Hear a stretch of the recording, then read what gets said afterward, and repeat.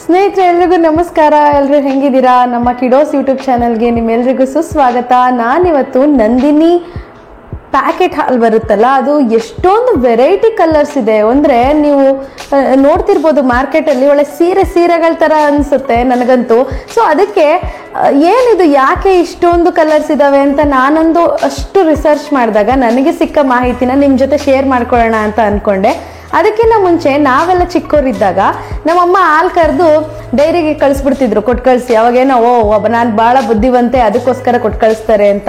Actually ಬುದ್ಧಿ ಉಪಯೋಗಿಸ್ಬೇಕಾಗಿರೋದು ಎಲ್ಲಿ ಗೊತ್ತಾ? ಡೈರಿಗೆ ಹಾಲು ಹಾಕುವಾಗಲ್ಲ, ನಾನು ಹಾಲು ತಗೊಳ್ಳುವಾಗ.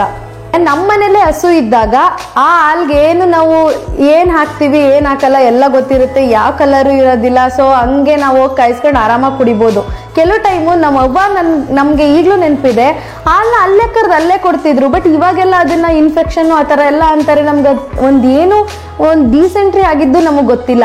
ಅಂದರೆ ಅದು ಮೇ ಬಿ ಏನು ಕಾಲ ಬೆಳೀತಾ ಇದ್ದಾಗೆ, ಟೆಕ್ನಾಲಜಿ ಬೆಳೀತಾ ಇದ್ದಾಗೆ, ಜನಸಂಖ್ಯೆ ಬೆಳೀತಾ ಇದ್ದಾಗೆ, ಮನೆ ವಿಚಾರಕ್ಕೆ ಬಂದಾಗ ಯೋಚನೆ ಮಾಡ್ತೀನಿ, ಇದೇನು ಇಷ್ಟೊಂದು ಪ್ಯಾಕೆಟ್ ಹಾಲುಗಳಿದೆ ಅಂತ. ಈ ಯೋಚನೆ ನಿಮಗೂ ಬಂದಿರ್ಬೋದು. ಸೊ ಅದಕ್ಕೆ ಸ್ವಲ್ಪ ನಿಮ್ಮ ಹತ್ರ ಈ ಇನ್ಫಾರ್ಮೇಷನ್ನ ಶೇರ್ ಮಾಡ್ಕೊಳ್ಳೋಣ ಅಂದ್ಕೊಂಡಿದ್ದೀನಿ. ಎಷ್ಟೊಂದಿದೆ ನೀವು ಅಂದ್ಕೋಬೋದು. ಲೈಕ್ ಗುಡ್ ಲೈಫ್ ಇದೆ, ಆಮೇಲೆ ನೀಲಿ ಪ್ಯಾಕೆಟಲ್ಲೇ ಇದೆ, ಮತ್ತು ಕೇಸರಿ ಕಲರಲ್ಲಿದೆ. ಅದು ಬಿಟ್ಟು ನೆಕ್ಸ್ಟು ನಿಮಗೆ ಹಸಿರು ಪ್ಯಾಕೆಟಲ್ಲೂ ಬರುತ್ತೆ. ಆಮೇಲೆ ಏನು ಹಿಂಗೆ ಎಷ್ಟೊಂದು ಪ್ಯಾಕೆಟ್ ನೋಡ್ತಾ ಹೋದ್ರೆ ಏನಿವೆಲ್ಲ, ಯಾಕೆ ಇಷ್ಟೊಂದು ಪ್ಯಾಕೆಟ್ಸ್ ಮಾಡಿದ್ದಾರೆ? ಒಂದು ಪ್ಯಾಕೆಟ್ ಮಾಡಿದರೆ ಆಗ್ತಿರ್ಲಿಲ್ವಾ? ಅದರಲ್ಲಿ ಬೇರೆ ಕೌ ಮಿಲ್ಕ್ ಅಂತ ಬರೆದಿರ್ತಾರೆ. ಅಂದರೆ ಏನು ಇದೆಲ್ಲ ಹೆಂಗೆ ಇವರು ಮಾಡ್ತಾರೆ ಅಂತ ನಾನು ಇದ್ರ ಬಗ್ಗೆ ಯೋಚನೆ ಮಾಡ್ತಾ ಹೋದಾಗ ನನಗೆ ಸಿಕ್ಕಿದ್ದು ಇಷ್ಟು ಮಾಹಿತಿ. ಯಾಕಂದರೆ ಯೂಶ್ವಲಿ ನಾವು ಏನು ನಂದಿನಿನೇ ಜಾಸ್ತಿ ಉಪಯೋಗಿಸ್ತೀವಿ. ಅದು ಯಾವ ಮಟ್ಟಕ್ಕೆ ಬೆಳೆದಿದೆ ಅಂತ ಅಂದರೆ, ಈಗ ಹಳ್ಳಿಗಳಲ್ಲೂ ಆರಾಮಾಗಿ ಸಿಗ್ತಾ ಇದೆ ಅದು ಪ್ಯಾಕೆಟ್ ಹಾಲುಗಳು. ಮುಂಚೆ ಅದೆಲ್ಲ ನಿಜವಾಗ್ಲೂ ಇರಲಿಲ್ಲ, ನಾವೆಲ್ಲ ಏನು ಚಿಕ್ಕವರಿದ್ದಾಗ. ಬಟ್ ಇವಾಗ ಎಷ್ಟು ಅಡ್ವಾನ್ಸ್ ಆಗಿದೆ ಅಲ್ವಾ? ಅದು ಗುಡ್. ಬಟ್ ನಿಮಗೆ ಒಂದಷ್ಟು ಇದ್ರ ಬಗ್ಗೆ ಕನ್ಫ್ಯೂಷನ್ ಇದ್ದರೆ ಇವತ್ತಿನ ವಿಡಿಯೋ ನಿಮಗೆ ಖಂಡಿತ ಹೆಲ್ಪ್ ಆಗ್ಬೋದು ಅಂತ ನಾನು ಅನ್ಕೊತೀನಿ. ಓಕೆ, ಫಸ್ಟು ಬನ್ನಿ. ಇವಾಗ ಗುಡ್ ಲೈಫ್ ಬಗ್ಗೆ ನೀವು ನೋಡಿರ್ತೀರಾ, ಓಕೆನಾ? ಅದಕ್ಕಿಂತ ಮುಂಚೆ ಒಂದಷ್ಟು ನೀವು ನೇಮ್ಗಳನ್ನ ನೋಡಿರ್ಬೋದು. ಈಗ ಹೋಮೋಜಿನೈಸ್ಡ್, ಪಾಶ್ಚರೈಸ್ಡ್ ಅಂತ ಎಲ್ಲ ಹಾಕಿರ್ತಾರೆ. ಏನಿದು ಪಾಶ್ಚರೈಸ್ಡ್ ಅಂದರೆ? ಏನಿಲ್ಲ ರೀ, ಹಾಲು ಕಾಯಿಸೋದು ಅಂತ ಅಷ್ಟೇ. ಈಗ ನಾವು ಹಾಲು ಕರೆದ ತಕ್ಷಣ ಏನು ಮಾಡ್ತೀವಿ? ಹಾಲನ್ನ ಮನೇಲಿ ಕಾಯಿಸಿ ಕುಡಿತೀವಿ. ಅದೇ ರೀತಿ ಈಗ ಇವತ್ತು ಹಾಲು ಹಾಕೋರು ಹಾಕಿದ್ರು ಡೈರಿಗೆ ಅಂದರೆ ಅದು ನಮಗೆ ನೆಕ್ಸ್ಟು ಬಂದು ಯಾವಾಗ ತಲುಪುತ್ತೆ ಅಷ್ಟರಲ್ಲಿ ಹಾಲು ಉಳಿಯುತ್ತಾ? ಅದಕ್ಕೋಸ್ಕರ ಅವರು ಏನು ಫ್ಯಾಕ್ಟ್ರಿಲಿ ಹಾಲು ಕಾಯಿಸ್ತಾರೆ. ಅದನ್ನು ಪಾಶ್ಚರೈಸ್ಡ್ ಅಂತ ಕರಿತೀವಿ. ಅಂದರೆ ನಿಮಗೆ ಇದು ಗೊತ್ತಿಲ್ಲ, ಸಂಶೋಧನೆ ಪ್ರಕಾರ ಈ ಒಂದು ಹಸಿ ಹಾಲು, ಆ ಬ್ಯಾಕ್ಟೀರಿಯಾ ಇರುತ್ತಲ್ಲ, ಅದು ತುಂಬಾ ಡೇಂಜರಸ್ಸು ನಿಮಗೆ. ಏನು ಹೊಟ್ಟೆಗೆ, ಅದರಿಂದ ಮಕ್ಕಳಿಗೆ ಏನು ಡಿಸೆಂಟ್ರಿ ಮತ್ತು ವಾಮಿಟು ಈ ಥರ ಎಲ್ಲ ಆಗ್ಬೋದು, ಜ್ವರ ಬರ್ಬೋದು. ಅದಕ್ಕೋಸ್ಕರ ಅದು ಜಾಗೃತಿ ಕ್ರಮ ಅಷ್ಟೇ. ಜೊತೆಗೆ ಹಾಲನ್ನು ಉಳಿಸ್ಬೇಕಲ್ಲ, ಇಲ್ಲಾಂದರೆ ನಮ್ಮನೆ ಬಾಗಿಲಿಗಿರಲಿ, ಆ ಒಂದು ಫ್ಯಾಕ್ಟ್ರಿಗೆ ಬರೋಷ್ಟಲ್ಲಿ ಒಂದು ಅರ್ಧ ಟೈಮ್ ಆಗಿಬಿಟ್ಟಿರುತ್ತೆ.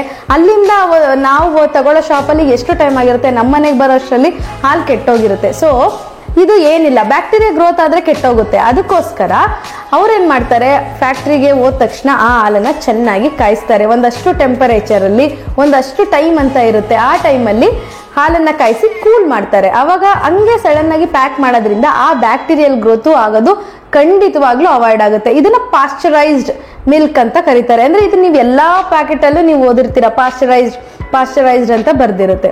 ಜೊತೆಗೆ ಹೋಮೋಜಿನೈಸ್ಡ್ ಅಂತ ನೋಡಿರ್ಬೋದು. ಇದು ನಾನು ಕಂಡ ಮಟ್ಟಿಗೆ ಹಸಿರು ಪ್ಯಾಕೆಟಲ್ಲಿ, ಹಸಿರು ಮತ್ತು ಬಿಳಿ ಮಿಕ್ಸ್ ಆಗಿರುತ್ತಲ್ಲ ಅಂಥ ಪ್ಯಾಕೆಟಲ್ಲಿ ನೀವು ನೋಡ್ಬೋದು.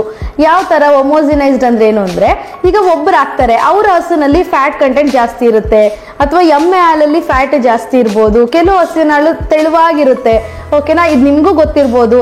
ಅದನ್ನು ಹೆಂಗೆ ಅವ್ರೀಗ ಹಂಗಂಗೆ ಕೊಡೋಕ್ಕಾಗಲ್ಲ ಅಲ್ವಾ? ಎಲ್ಲಾನು ಒಂದೇ ಫ್ಯಾಟ್ ಮಾಲಿಕ್ಯೂಲ್ ಸಮ ಮಾಡಬೇಕು ಅಂತ ಅಂದರೆ ಒಂದು ಡಿವೈಸನ್ನು ಅವರು ಬಳಸಬೇಕು. ಯಾವುದು ಅದು ಡಿವೈಸ್ ಅಂದರೆ ಹೋಮೋಜಿನೈಸರ್ ಅಂತ ಕರೀತಾರೆ. ಆ ಡಿವೈಸ್ ಮೂಲಕ ಅವರು ಹಾಲು ಹಾಕಿದಾಗ ಅದರಲ್ಲಿ ಒಂದೇ ಪ್ರಮಾಣದ ಮಾಲಿಕ್ಯೂಲ್ಸ್ ಆಗಿ ಆ ಹಾಲು ಹೊರಬರುತ್ತೆ, ಓಕೆನಾ? ಅದರಿಂದ ಏನಾಗುತ್ತೆ, ನೀಟಾಗಿ ಸಪರೇಟ್ ಆಗುತ್ತೆ. ಸೊ ಇದು ಎಕ್ಸಾಕ್ಟ್ಲಿ ಇದು ಬೇಕಾಗಿರೋವಂಥ ವಿಚಾರನೆ. ಇದನ್ನ ಹೋಮೋಜಿನೈಸ್ಡ್ ಅಂತ ಕರೀತಾರೆ. ಇದನ್ನ ನಾನು ಆಗ್ಲೇ ಹೇಳ್ದಂಗೆ ಹಸಿರು ಪ್ಯಾಕೆಟ್ ಅಲ್ಲಿ, ಅದಕ್ಕೂ ಮುಂಚೆ ನೀವು ನೋಡ್ಬೋದು ಈ ಹಸಿರು ಪ್ಯಾಕೆಟ್ ಹಾಲು ಸಿಕ್ಕಾಬಟ್ಟೆ ಬೆಳ್ಳಗಿರುತ್ತೆ. ಅದೇ ನೀವು ಆರೆಂಜ್ ಪ್ಯಾಕೆಟ್ ಹಾಲನ್ನ ತಗೊಳ್ಳಿ, ಅದು ಸ್ಟ್ಯಾಂಡರ್ಡೈಸ್ ಆಗಿರುತ್ತೆ. ಈ ಹೋಮೋಜನೈಸ್ಡ್ ಹಾಲು ಯೂಶಲಿ ಸ್ವೀಟ್ಸ್ಗೆಲ್ಲ ಜಾಸ್ತಿ ಉಪಯೋಗಕ್ಕೆ ಬರುತ್ತೆ ಅಂತ ಹೇಳ್ತಾರೆ. ಬಟ್ ನನ್ನ ಪ್ರಕಾರ ಈ ಎಪ್ಪು ಹಾಕಿದಾಗ ಮುಂದೆ ಹೇಳ್ತೀನಿ ಯಾಕೆ ಫ್ಯಾಟ್ ಯಾವುದ್ರಲ್ಲಿ ಜಾಸ್ತಿ ಇರುತ್ತೆ ಅಂತ. ಬಟ್ ಇದು ನಿಮಗೆ ಗೊತ್ತಿರಲಿ, ಈಗ ಆರೆಂಜ್ ಪ್ಯಾಕೆಟಲ್ಲಿ ತೆಗೆದು ನೀವು ಎಪ್ಪು ಹಾಕಿದಾಗ ಮೊಸರು ಮಾಡೋದಕ್ಕೆ ಅದರಲ್ಲಿ ನೀವು ಮನೆ ಹಾಲು ಥರ ಕೆನೆ ಬಂದಿರೋದು ನೋಡ್ಬೋದು. ಬಟ್ ಅದೇ ನೀವು ಗ್ರೀನ್ ಪ್ಯಾಕೆಟ್ ತೆಗೆದು ಎಪ್ಪು ಹಾಕಿದಾಗ ಅದು ಖಂಡಿತವಾಗ್ಲೂ ನಿಮಗೆ ವೈಟ್, ಪ್ಯೂರ್ ವೈಟ್, ಯಾವುದೇ ಕೆನೆ ಆ ಥರ ಏನು ಬಂದಿರೋದಿಲ್ಲ. ಇದನ್ನು ನೀವು ಗಮನಿಸ್ಕೊಳ್ಳಿ ಆಯಿತಾ. ನೆಕ್ಸ್ಟು ಈ ಥರ ನನಗೆ ಇಷ್ಟ ನನಗೆ ಕುಡಿಯೋಕ್ಕೆ ಅಂತ. ಓಕೆ, ನೆಕ್ಸ್ಟ್ ಬಂದು ಟೋನ್ ಮಿಲ್ಕ್ ಅಂತ. ಟೋನ್ ಮಿಲ್ಕ್ ಅಂತ ಅಂದರೆ ನಿಮಗೆ ಇದು ನೀಲಿ ಪ್ಯಾಕೆಟಲ್ಲಿ ಬರೆದಿರ್ತಾರೆ ಟೋನ್ ಮಿಲ್ಕ್ ಅಂತ. ಓಕೆನಾ, ಇದನ್ನ ಅಥವಾ ಹಸು ಹಾಲು ಅಥವಾ ಎಮ್ಮೆ ಹಾಲುಗಳಿಂದ ಆ ಸ್ಕಿಮ್ ಮಿಲ್ಕ್ ಅಂತ ಕರೀತಾರೆ. ಸ್ಕಿಮ್ ಮಿಲ್ಕ್ ಅಂದರೆ ಆ ಕ್ರೀಮ್ನ ಸಪ್ರೇಟ್ ಮಾಡುವಂಥದ್ದನ್ನ ಸ್ಕಿಮ್ ಮಿಲ್ಕ್ ಅಂತ. ಅದಕ್ಕೆ ಒಂದಷ್ಟು ಎಕ್ಸ್ಟ್ರಾ ನೀರನ್ನ ಆ್ಯಡ್ ಮಾಡ್ತಾರೆ, ಅದಕ್ಕೆ ಇದನ್ನ ಟೋನ್ ಮಿಲ್ಕ್ ಅಂತ ಕರೀತಾರೆ. ಇದು ಸ್ವಲ್ಪ ತೆಳ್ಳಗಿರುತ್ತೆ, ನೀವು ನೋಡ್ಬೋದು. ಇದು ಸ್ವಲ್ಪ ಹೆಂಗ್ ಗೊತ್ತಾ, ನಮ್ಮ ಅವಾಗ ನೀವು ನಾಟಿ ಹಸುಗಳು, ಪಕ್ಕ ನಾಟಿ ಹಸುಗಳು ತೆಳ ಹಾಲು ಇರುತ್ತಲ್ಲ ಆ ಥರ ನಿಮಗೆ ಕಾಣಿಸುತ್ತೆ. ಏನಿಲ್ಲ, ಈ ಪ್ಯಾಕ್ಗಳನ್ನ ಯಾವ ರೀತಿ ಡಿವೈಡ್ ಮಾಡಿದ್ದಾರೆ, ಯಾಕಿಷ್ಟು ಕಲರ್ ಅಂತ ನಾನು ಆವಾಗಲೇ ಹೇಳಿದೆ. ಹೋಮೋಜಿನೈಸ್, ಪಾಸ್ಚರೈಸ್ ಇದೆಲ್ಲ ಬಿಟ್ಟು ಅದರ ಫ್ಯಾಟ್ ಮತ್ತು ಕ್ಯಾಲೋರೀಸ್ ಮತ್ತು ಎಷ್ಟು ಅದು SNF ಇರುತ್ತೆ. SNF ಅಂದರೆ nutrient protein which is present in the milk. ಅದರಲ್ಲಿ ಎಷ್ಟು ಹಾಲಲ್ಲಿ ಆ ನ್ಯೂಟ್ರಿಯೆಂಟ್ಸ್ ಆಫ್ ಪ್ರೋಟೀನ್ ಇರುತ್ತೆ, ಅದರ ಒಂದು ಮೇರೆಗೆ ಈ ಒಂದು ವಿವಿಧ ಕಲರ್ಸ್ ಪ್ಯಾಕೆಟ್ಗಳನ್ನ ಮಾಡಿರ್ತಾರೆ. ಇದು ನಿಮಗೆ ಗೊತ್ತಿರಲಿ ಅಂತ ಹೇಳ್ತಿದ್ದೀನಿ. ಲೈಕ್ ಆರೆಂಜ್ ಕಲರಲ್ಲಿ ಏನು ಇರ್ಬೋದು, ಯಾವ ಥರ ಇರುತ್ತೆ, ಮತ್ತು ಬ್ಲೂ ಕಲರ್ ಯಾವ ಥರ ಇರುತ್ತೆ ಅಂತ ನಿಮಗೆ ಈಗ ಅನಿಸ್ತಿರ್ಬೋದು. ಮತ್ತು ಇದ್ರದ್ದು ದುಡ್ಡು ಅಷ್ಟೇ, ಅದ್ರ ಪ್ರಕಾರ ಅದು ವೇರಿಯೇಷನ್ ಇರ್ತಾ ಹೋಗುತ್ತೆ. ಓಕೆ, ಇದ್ರ ಜೊತೆಗೆ ನೀವು ಇನ್ನೊಂದು ನೋಡಿರ್ಬೋದು, ನಂದಿನಿ ಟೆಟ್ರಾ ಪ್ಯಾಕು ಮತ್ತು ಅದೇ ಗುಡ್ ಲೈಫು, ಈ ಥರದ್ದೆಲ್ಲ ನಿಮಗೆ ನೋಡಿರ್ಬೋದು. ಇದನ್ನ ಏನು ಮಾಡ್ತಾರೆ, ಇದನ್ನ ಹೆಂಗೆ ಮಾಡ್ತಾರೆ ಅಂದರೆ ತುಂಬ ಹೈ ಹೀಟ್ ಟೆಂಪರೇಚರಲ್ಲಿ, ಅಂದರೆ ಒಂದೇ ಸಮ ಟೆಂಪರೇಚರ್ನ ಜಾಸ್ತಿ ಮಾಡಿ ಸಡನ್ ಆಗಿ ಕೂಲ್ ಮಾಡ್ತಾರೆ, ಹಂಗೆ ಪ್ಯಾಕ್ ಮಾಡಿಬಿಡ್ತಾರೆ.